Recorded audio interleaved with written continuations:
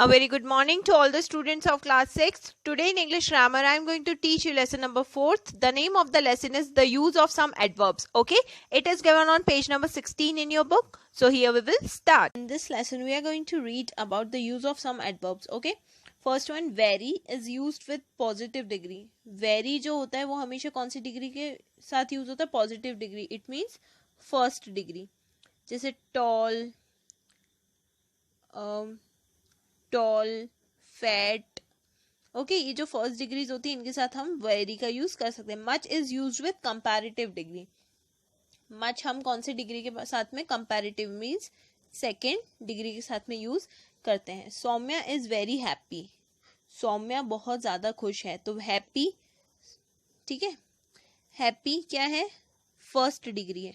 और हैप्पियर क्या है? सेकेंड डिग्री है.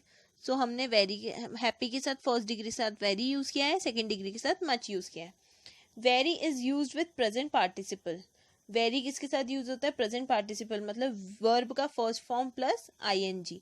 For example, this story book is very interesting. Interest plus ING. So this story book is very interesting. He is not much interested in gardening.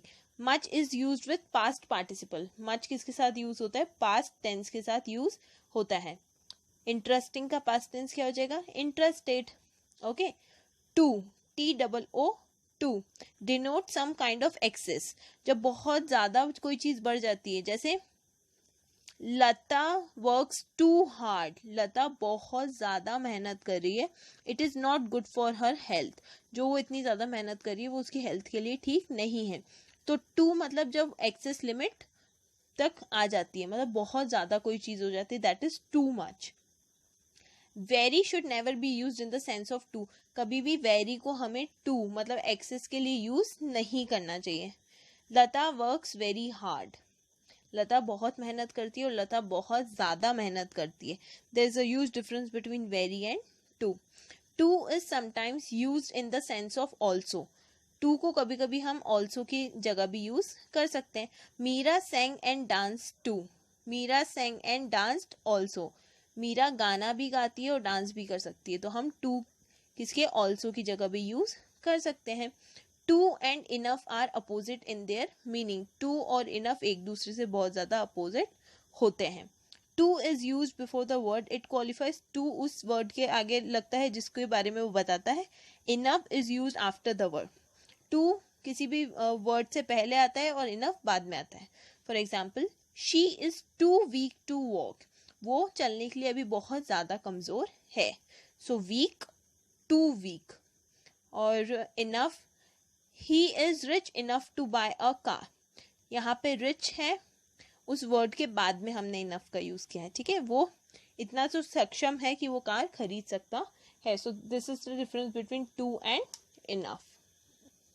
Little means not much. Little किसके लिए? जो चीज बहुत ज्यादा नहीं होती उसके लिए हम लिटिल का यूज कर सकते हैं. It is use in negative sense. Little हमेशा नेगेटिव सेंस में यूज होता है. और a little means at least some. और अ लिटिल मतलब होता है जिसमें थोड़ा सा हो. ठीक है, थोड़ा सा, उसके लिए हम अ लिटिल का यूज कर सकते हैं. और लिटिल मतलब जिसमें बहुत कम हो. ठीक है.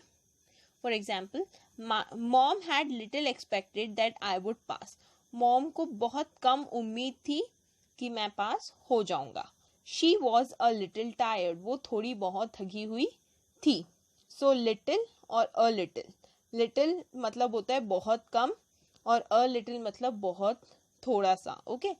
सिंस मीन्स फ्रॉम देन और from some time in the past up to now. Past में कोई चीज से लेके अभी तक के टाइम को, पास्ट से प्रेजेंट, इसके लिए हम सिंस का यूज कर सकते हैं. For example, I have not seen him ever since. मैंने उसको अभी तक नहीं देखा है. तो पास्ट से लेके प्रेजेंट तक के लिए अगर हम कुछ यूज कर रहे हैं तो हम उस सेंटेंस में सिंस का यूज कर सकते हैं. Ago as an adjective follows the noun it qualified. Ago हमेशा नाउन के आगे आता है.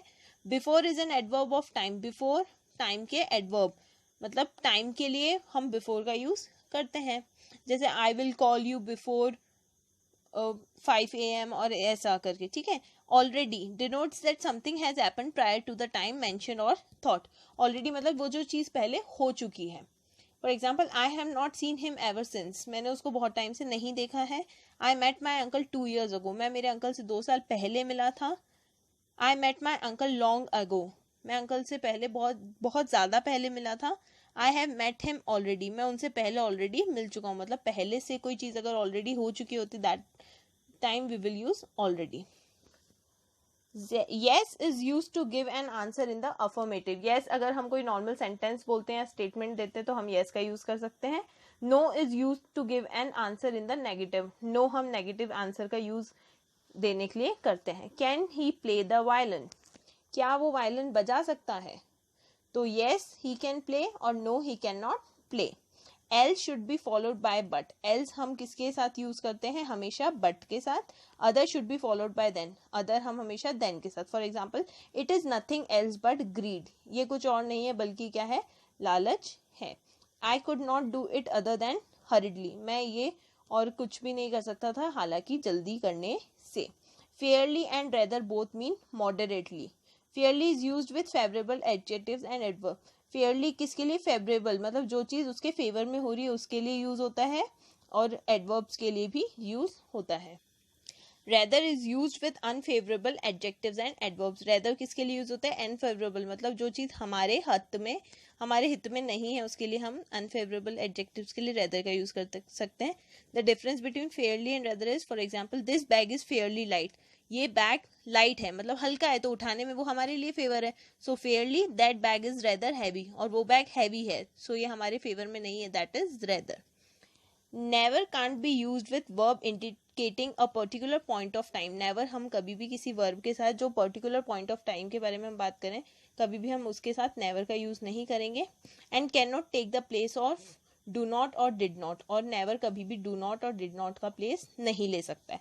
For example I never remember having met him, I do not remember होगा, कभी भी आई नेवर रिमेंबर नहीं होगा. नेवर कभी भी वर्ब के साथ मतलब यूज नहीं हो सकता है. Okay, so now we will do the book exercise. Fill in the blanks with correct word. Question number 1, आपको कुछ ऑप्शंस दिए हुए हैं, you have to fill the correct option. Have you seen him dash, क्या आपने उसे पहले देखा है? तो एगो नहीं, यहाँ पर क्या आएगा? Before.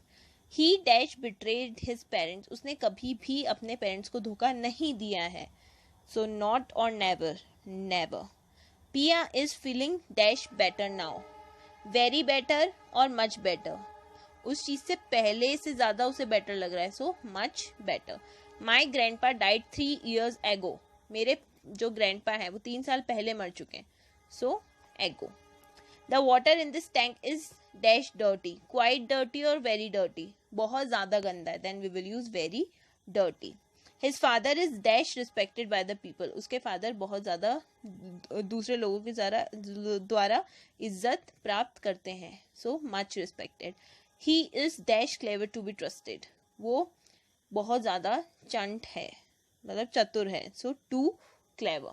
Question number 2, correct the following sentences. आपको कुछ यहाँ पे जो एडवर्ब्स हैं वो गलत लिखे हुए हैं तो आपको उन्हें ठीक करना है, ठीक है.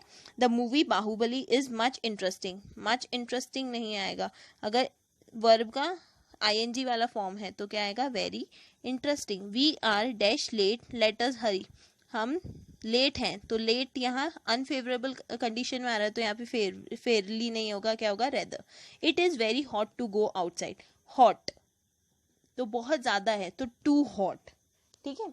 Sugar is too sweet, sugar जो है वो बहुत ज्यादा स्वीट है, सो क्या आएगा? Very sweet. Dash he did not, यहाँ पे यस है, he did not tell a lie, तो यहाँ पे डिड नॉट है तो यहाँ पे क्या हो जाएगा? यस की जगह नो. नो शी डज, यहाँ पे डज है, डज नॉट नहीं है तो यहाँ पे हो जाएगा yes. Okay, so this was lesson number 4 in your book. I hope you all have understood. Thank you.